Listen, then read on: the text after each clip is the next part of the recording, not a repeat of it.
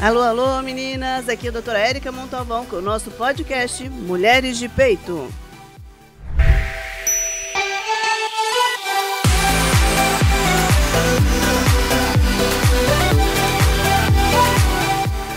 Alô, alô, meninas! Aqui é a doutora Érica. Eu estou muito agradecida de estar com vocês, me acompanhando. Quero fazer alguns pedidos antes da gente começar essa gravação. Primeiro, me sigam no YouTube, doutora Érica Montalvão. Se inscrevam no canal, deem um joinha, porque a YouTube parece que me manda para mais pessoas. E a gente precisa difundir esses temas que são muito legais e com muito esclarecimento. No Spotify, Mulheres de Peito, tá? Então, dá um pulinho lá que vocês vão conseguir acompanhar. Hoje o tema escolhido pela gente é um tema que a gente atende bastante no consultório e eu achei relevante. E quem está me acompanhando, ninguém menos que a doutora Regina Carvalho. Ela é pediatra, endocrinopediatra, né? Fala um pouquinho de mim, de você para mim, por favor. Oi, tudo bem? Boa tarde, bom dia, boa noite, né? Não sei. Eu sou Regina Carvalho, fiz faculdade de medicina em Taubaté e fiz residência de pediatria também em Taubaté. E daí fui fazer endocrinopediatria lá na Escola Paulista. Hoje você trabalha onde? Eu trabalho no Hospital Municipal, né? Faço um ambulatório de endocrinopediatria lá pelo Hospital Municipal, que se faz no Hospital da Mulher atualmente. A gente foi deslocado para lá por conta de lugar físico mesmo. E atendo no GAC também.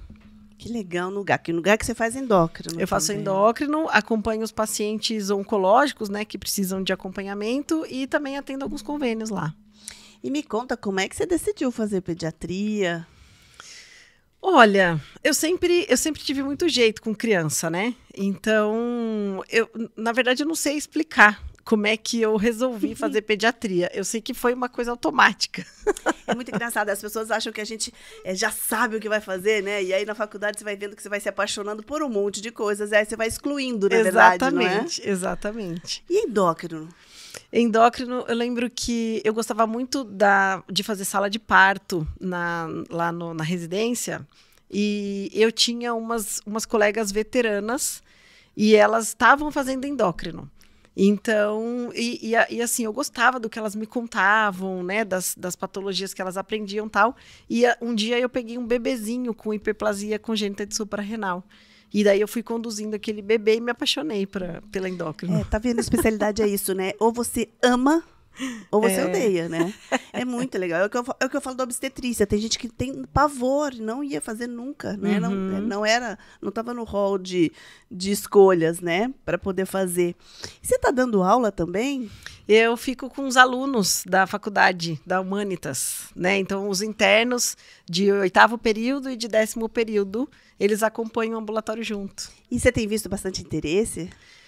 Olha, em pediatria menos, né? Assim, muita gente quer fazer cirurgia, muita gente quer fazer ortopedia, né? Mas tem algumas pessoas interessadas assim e tem gente querendo fazer endócrino também. Eu lembro que pediatria era uma das coisas que eu sabia que eu não queria, porque eu tinha muita dó dos bebês. Eu falei, eu não vou saber cuidar, eu vou sofrer junto. Eu acho que, assim, eu tiro o chapéu, né? Acho que cada um para sua área, né? Lógico. Ainda bem, né? Eu tiro o chapéu para quem faz obstetrícia. Acho que a obstetrícia devagarzinho vai saindo da vida do ginecologista obstetra, né? Porque a demanda e a exigência é muito alta. Não que as outras não sejam, mas é que você tem que estar bem próximo, né? E esse tema de hoje, o que é mais legal é que, assim, eu tenho atendido muito adolescente no consultório. E talvez esse meu jeito de conversar e de bater papo tenha trazido uma fala por outra. Ai, leva naquela tutora, ela conversa com a gente pelo menos mais fácil. E eu tenho atendido muito adolescente e pacientes de outros colegas que encaminham porque acabou o tratamento da puberdade precoce e já começaram a menstruar, e aí tem que liberar para o gineco para a gente acompanhar. Então, é um tema que tem vindo com bastante frequência, é um tema que ainda gera muita dificuldade de conduta, dificuldade de levar, porque é ansiedade dos dois lados, até do nosso lado, né?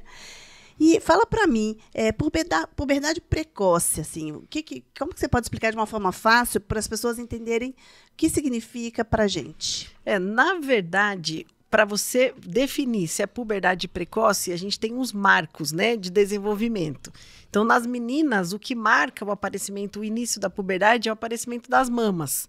Então, dos brotinhos mamários lá. Então, assim, nas meninas, o ideal é que esse brotinho apareça depois dos 8 anos.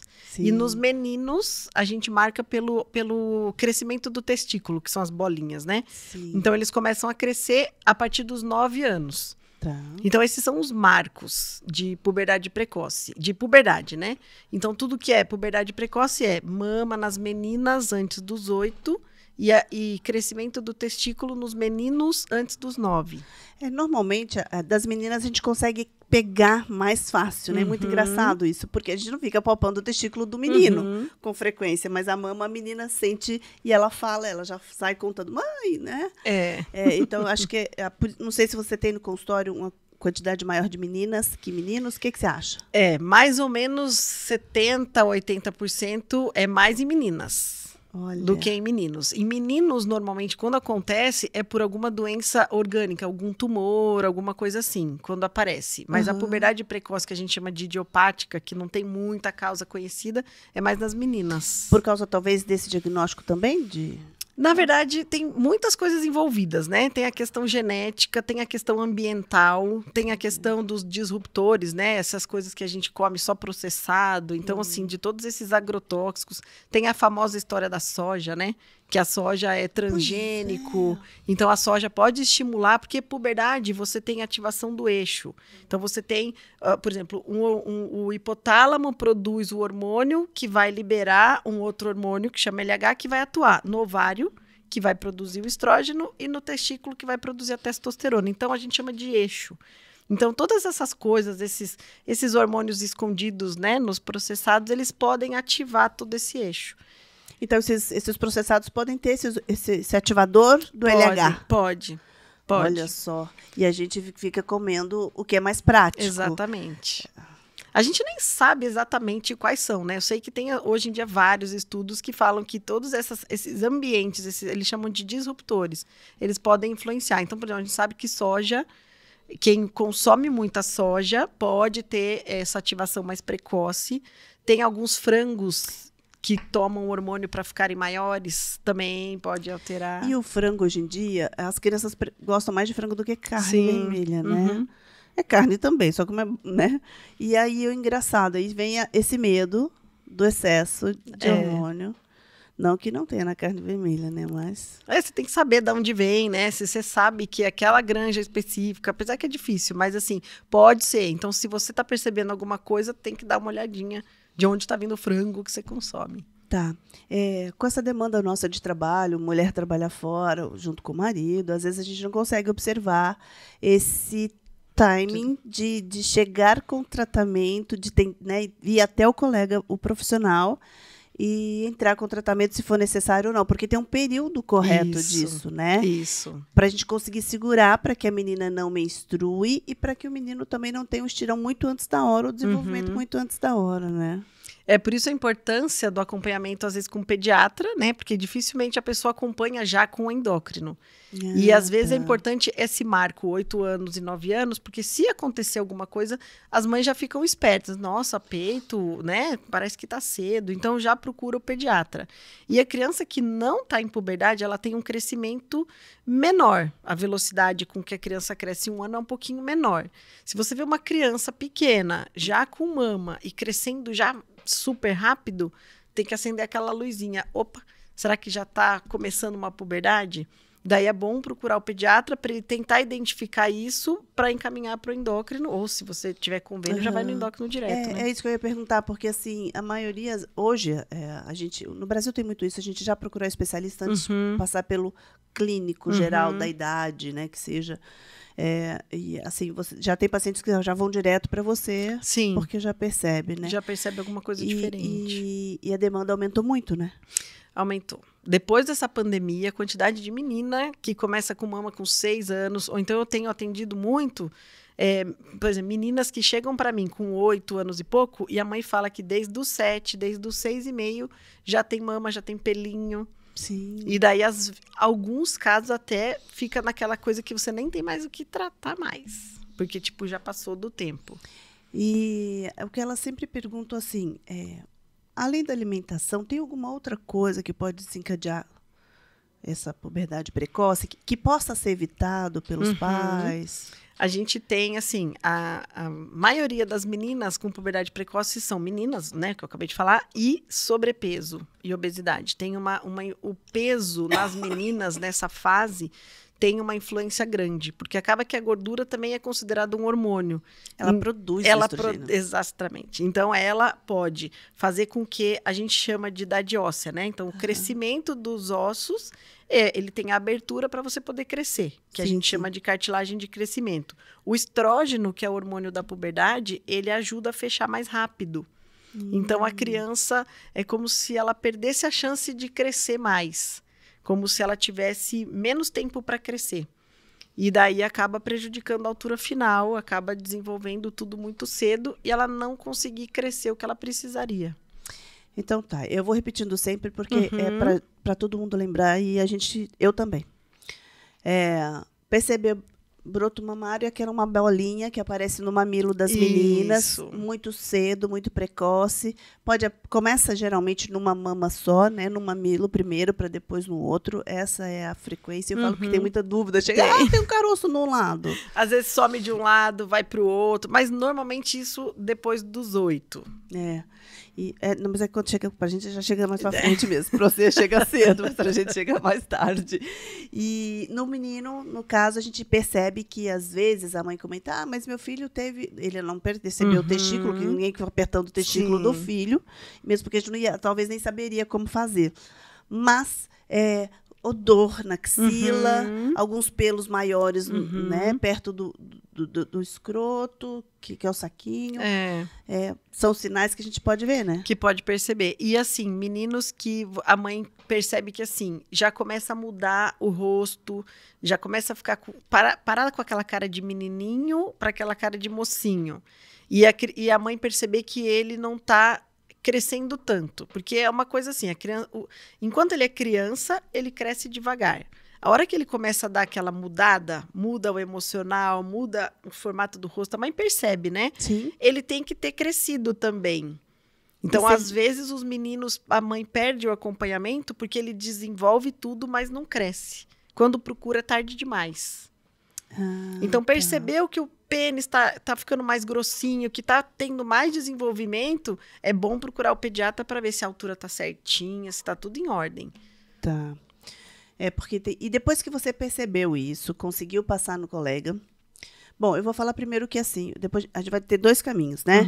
Você chegou tardiamente. Quando a gente considera tardio, tanto para o menino quanto para a menina? A gente avalia muito essa questão de tardio através da idade óssea, que é aquele raio-x que a gente faz, né? Mãos e punhos para idade óssea.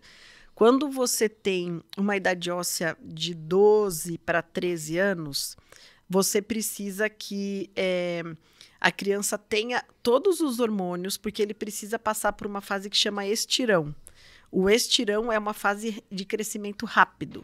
É tipo assim, eu tenho que crescer o mais rápido possível, 15 centímetros, 20 centímetros, antes que meu osso não tenha mais espaço. Então, nessa idade, é a idade do estirão, eu preciso ter tanto o hormônio de crescimento quanto o hormônio da puberdade. Então, se a criança chega pra gente com uma idade óssea ali de 13 anos, não adianta eu segurar essa puberdade dele, bloquear alguma coisa, porque daí ele não vai conseguir crescer. Porque ele vai ter, em vez dele ter 2 forças para crescer, que era o crescimento e o hormônio da puberdade, ele só vai ter 1. Então, ele vai crescer devagar e o osso vai fechar. Ele não vai dar conta de crescer tudo que ele precisa. Então, o tarde que a gente fala é a idade óssea já de 12 para 13 anos. Tá. Que daí, assim, a gente piora a situação da criança se a gente bloquear. Tá. E a menina também, é um pouco mais cedo, né? É a mesma coisa. Mesma coisa. Porque antes da menstruação, de preferência. Antes da menstruação, de preferência. Mas, assim, hoje em dia também, a menstruação em si, isolada, também a gente não consegue trabalhar com nada isolado. Entendi. Você tem que ver, às vezes ela menstruou, porque antigamente era assim, a criança desenvolvia peito, desenvolvia pelo, fazia o estirão e menstruava. Hoje parece que a menstruação às vezes vem no meio do estirão, no começo do estirão. E assim, se você menstruou, mas você tem uma idade óssea ainda menos de 12, a criança teve puberdade precoce, você acha que vale a pena bloquear? Bloqueia, mesmo ela tendo menstruado. A questão não é nem tanto a menstruação, mas Entendi. a idade óssea. Entendi. Então isso é interessante, porque às vezes chegam pra gente, já menstruou, a gente fica, será que vai dar ou não? Em todo caso, manda para o endócrino especialista para poder avaliar corretamente. Isso. Sinusite. Existem, então, desses sinais todos é importante, então, o que a gente acabou de confirmar.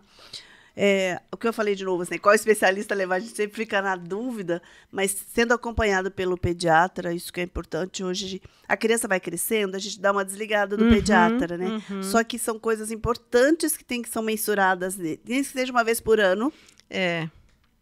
Na criança, até para o pediatra poder direcionar, né? Porque até 1 ano a gente leva todo mês, né? Aí, assim, acho que assim, até uns 8 anos dá para você ir uma vez por ano, vai tranquilo. Quando você chega nessa idade de puberdade, 8, 10 anos, é bom dar uma passadinha mais, justamente para o pediatra ver. Já tá ou não em puberdade? Tá crescendo direito? Tá crescendo menos do que deveria? Para avaliar essas coisas, né? Entendi. O diagnóstico, então, é feito por alguns exames que são importantes, né? Que normalmente você pede numa primeira consulta, vendo que tem essa possibilidade, né? O que você pede?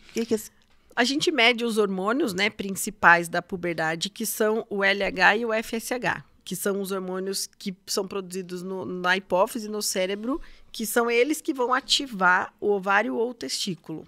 Então, a gente pede o LH e FSH, que quando você tem puberdade precoce, também nem sempre eles sozinhos eles vão nos dizer alguma coisa. Porque às vezes eles estão baixos e a criança está em puberdade precoce. Sim. Então, por isso que a gente tem que avaliar tudo. É o exame, é quanto a criança está no gráfico de crescimento em relação aos pais, qual é a velocidade com que ela tem crescido nos últimos tempos e qual é a idade óssea. Na verdade, você tem que juntar todos esses fatores e aí analisar. Exatamente. Eu acho que é por isso que a gente tem que mandar para vocês mesmo. Que a gente consegue ver a parte clínica. Né? E tem também, porque assim, existem, por exemplo, a telarca precoce e a pubarca precoce, que é o pelinho antes da hora e o peito antes da hora isolado. Não está relacionada com puberdade Que não precoce. é puberdade. Então, assim, como é que a gente vai diferenciar isso? Vendo toda essa situação, vendo o exame, vendo a idade óssea. Então, às vezes, só tem o peito com, sei lá, 7 anos. Mas não tem nenhum outro critério de puberdade precoce, a gente só acompanha. Entendi. Bom, aí você diagnosticou, né, com os exames, o raio-x de idade óssea. E agora você vai tratar. Tem algum protocolo comum ou não? Depende dos resultados. Normalmente você usa a gente chama tem a leuprorelina, tem a triptorelina, que são inibidores, eles vão lá em cima no cérebro para inibir todo esse eixo que eu falei, né? Então, a gente usa qualquer um desses remédios, tem aplicação todo mês, tem aplicação de 3 em 3 meses, tem aplicação de 6 em 6 meses agora, mas é mais ou menos essa medicação que a gente usa. Existem que nem protocolos para a gente ter certeza se é puberdade precoce ou não. Então, a gente tem que afastar tumor, né? Causas da adrenal, que também podem dar pelo antes da hora e tudo mais. Você tem que afastar todas essas causas, tem que ver. E, principalmente, a gente opta por tratar quando a gente percebe que a criança vai perder altura. Que é o principal motivo, né? Que tem os pais que tratar levam. A puberdade. 2. Vai ficar menstruada muito cedo, não tem condições psicológicas para tal. Ou então a gente percebe que a criança vai ter perda de altura no final. Então a gente bloqueia, porque qual é o objetivo? Se você faz o hormônio muito cedo, né? Tá fazendo puberdade, ele vai fechar a idade óssea muito cedo. Certo. Então, daí a criança vai ficar pequena, vamos dizer assim. Então, o objetivo de retardar essa puberdade é você não deixar esse hormônio da puberdade agir para você deixar essa idade óssea mais aberta por mais tempo. E daí a criança não perde tanta altura no final. Mais ou menos isso. E me conta uma coisa, a menina depois que menstrua ou depois que confirmou a puberdade precoce e não tratou, ela cresce por quanto tempo ainda? Tem alguma estatística? Porque assim, a gente sabe que é variável. Na verdade, a menina que menstrua, ela ainda consegue crescer, vamos dizer, 6, 8 centímetros depois que menstruou. Faz parte do processo normal, né? Quando você bloqueia uma puberdade precoce, a gente vai bloqueando e a gente vai acompanhando a idade óssea. Quando a idade óssea ela atinge 13 anos, no máximo 13 anos, a gente solta, né? Entendi. Que é agora que ela vai ter o estirão. Então, ela cresce o estirão normal, depois que você liberou. Liberou para... Então, ela pode menstruar de 3 meses, depois que você soltou, até 2 anos, depois que você soltou. E ela vai ter o estirão dela normal, 15, 20 centímetros, né? Ah, tá. Porque assim, ela sempre me pergunta, é uma dúvida que eu também tenho em relação a isso, é quanto que ela ainda pode crescer e quanto tempo. Não é tempo, é mais ou menos uma média de centímetros, né? Então, às vezes pode crescer. Porque ela sempre me pergunta, eu falo, vocês ainda continuam crescendo mesmo que menstruem, mas a gente não sabe precisar quanto e nem até quando. É a única coisa que eu respondo. Mas é difícil de saber mesmo, né? Porque a gente não sabe exatamente quando que fecha a idade óssea. Teoricamente, até 18 anos de idade óssea. Mas a gente sabe que a idade óssea de 16, 17 cresce 1 centímetro no máximo, né? Mas, assim, basicamente, assim, meninas normais que não tiveram puberdade precoce crescem 6 a 8 centímetros depois que menstruou ainda. Meninas que estão bloqueando, que terminaram o tratamento com uma idade óssea entre 12 e 13, ainda vão fazer o estirão todo delas. Então, ainda vão crescer 15, 20 centímetros. Tá. Outra que não teve puberdade precoce nem suprimiu, ela já cresceu tanto, e só ficou 8 para crescer depois que menstruou. A que fez a puberdade precoce, que a gente tirou a medicação, ela tem todo aquilo que segurou mais do que ia crescer naturalmente. Entendi. Acho que agora fica mais fácil até para poder explicar, né? Porque assim, a primeira queixa, elas chegam, além do broto mamário no consultório, minha filha é muito pequenininha. Aí eu olho para ela é pequenininha, eu pergunto, seu marido é grande? Tem que olhar isso também. Tem que olhar. Genética. Tem que. Né? Porque a genética familiar é importante. Você até pode melhorar, sim, mas dentro dos protocolos, se ele não tem alteração hormonal, não tem por que tratar. Agora, para você fazer liberação dessa medicação pelo SUS... isso que eu ia perguntar, porque é uma medicação cara, né? É uma medicação cara, ela é oferecida pelo SUS, mas você tem que preencher alguns critérios, né? E um deles por exemplo, a gente coloca na curva, né? A gente faz aquele gráfico lá, coloca a altura dos pais, a altura que a criança tá, e daí a gente vê assim, pela previsão do que a gente está vendo aqui, a criança pode ser que pode ser que seja prejudicada no crescimento? A gente normalmente vê que sim. Aí a gente dosa os hormônios, né, de sangue lá. A maioria das vezes eles estão normais. Então daí a gente faz um tal do teste. A gente usa esse próprio remédio que a gente bloqueia para fazer um teste, porque a primeira vez, às vezes dos 2, 3 primeiros meses que você usa, em vez dele bloquear, ele primeiro dá uma estimulada para depois ele bloquear. Então, essa estimulada a gente usa para o teste. Se a criança tiver com o eixo acordado, vamos dizer assim, você dá o primeiro remédio, o eixo faz assim, o hormônio vai lá para cima. Aí a gente tem que fazer esse teste para provar para o governo que estava acordado já o eixo e que a criança vai ter perda de altura. Então, usando isso, o governo libera. Eu estou falando isso porque assim, a gente acompanha bastante paciente que pergunta e eu falo, olha, tem que fazer o teste, eu sabia do teste. Tem que estar abaixo o valor do teste, porque senão você não consegue, né? É uma medicação cara, porque é hormonal, atua, né, no sistema nervoso central, então assim, tem que ser bem indicada. Tem que fazer ressonância também para excluir qualquer tumor, né? Produtor do hormônio, que às vezes você tem um tumor que produz o hormônio, por isso que a criança desenvolve tudo muito rápido. Então tem que excluir tumor, tem que fazer o teste, tem que estar acordado, tem que estar ativado, e a criança tem que ter avanço de idade óssea. Muito bem. Nossa, a gente já está esclarecendo um monte de dúvidas aqui. E entre todas as dúvidas, é assim, eu queria tocar nesse assunto sobre o estímulo visual das crianças hoje. Ela afeta ou não na puberdade precoce? Olha, pode TV, afetar. internet, filmes, desenhos, né? Porque a gente até comprovou, tem alguns estudos que, assim, comprovaram que a pandemia estimulou essa questão da puberdade precoce. Aumentou o número de casos de puberdade precoce, provavelmente por estímulo visual. A criança que é estimulada precocemente com essas danças mais sensuais, com cenas de filme, com assuntos, né, que não são tão relevantes para a faixa etária, a criança começa a assistir menininha assistindo um filme de adolescente, e você vai ter um estímulo, você vai ficar com a mente ali e vai acabar estimulando. Eu não achei, eu queria até te mostrar, mas agora eu não achei, eu estava passeando, né, dando uma olhada em umas coisas aqui, e tem uma boneca que saiu agora, que na minha época da Barbie. Não, mentira, a minha já é Suzy. A minha também. A minha é Suzy, gente. Não, tô feliz, Na tá minha ótimo. é Polly. Essa é boa. Depois veio a Barbie e saiu uma bonequinha agora, em que ela é mais sensualizada. E saiu e é a moda. Então, isso também é uma forma de estimular, não é? Pois é. Então, a gente sabe que a gente está numa dificuldade de cuidados gerais e a gente fora de casa. O celular está dentro de casa, dentro da sua casa está o mundo. Não é fácil.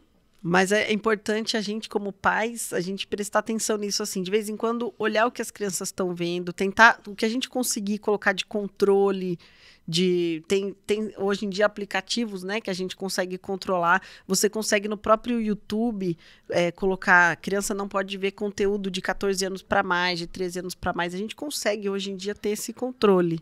Então eu acho importante a gente prestar atenção e se importar, achar que é importante você verificar o que os seus filhos estão assistindo, né? Então, olha, puberdade precoce, então, está relacionado a alterações do hormônio, alimentação, estímulos visuais, e às vezes não precisa ir longe, às vezes em casa mesmo já tem esses estímulos, né? Exatamente. De pessoas que querem estar mais jovens do que são, e aí passa meio para frente isso. Em relação aos riscos, a gente está chegando quase no final do nosso papão, dos riscos de uma puberdade precoce, além da estatura, que é o que é visível, o que você pode dizer para a gente? Eu acho que o risco maior também é a questão da criança não estar preparada psicologicamente, emocionalmente para menstruar, né? Então, assim, os próprios cuidados de higiene, a própria imaturidade, porque a criança pode ter cólica, né? Então, é uma criança mais imatura, eu acho que para lidar com as questões que envolvem a menstruação. Mas o principal é a questão da altura mesmo. Em questão de desenvolvimento cognitivo, afeta? Não, só antecipa, a criança fica, por exemplo, a criança de 8 anos com cabeça de 14, 15, né? Ela vai antecipar, ela vai ter pensamentos, querer namoradinho e tudo mais antes da hora. Mas cognição, assim, não afeta, não. Não, né? Não. Muito bem. E além dessa parte de impactar de estatura, em relação o que você tem para dizer para a gente, para os pais hoje, de dicas, de orientações, para deixar marcado para eles assim, olha, não esqueçam, dê uma olhada nisso. Eu acho que é importante a gente acompanhar o crescimento dos filhos. Não precisa ser aquela mãe que fica falando pro menino, deixa eu ver todo o banho. Mas você precisa estar esperta, precisa olhar se teve mudança de comportamento, olhar o corpo, se teve alguma mudança, para você perceber quando que eles estão mudando de fase. Eu acho que a gente sempre é atento para ver a hora que mudar de fase. Acompanhar sempre com o pediatra, pelo menos para, né, não esquecer que existe esse tipo de acompanhamento. E prestar atenção à alimentação, prestar atenção ao seu redor, ao ambiente que as crianças vivem, né? Para ver se não está sendo muito estimulado. Então, assim, quanto antes mais a gente conseguir adiar o celular hoje, ainda é benéfico. Né? Mas é difícil, né? Bom, quero te agradecer. Tá? É um tema que vale a pena a gente conversar, até para esclarecer, porque é comum, não é raro, a gente sabe disso, Que tem como tratar, que tem como prevenir, acho que não, porque é endógeno, né? Esses que você falou que é próprio, né? Não é causa tumoral, que é causa de outras doenças. Então, dá para prevenir.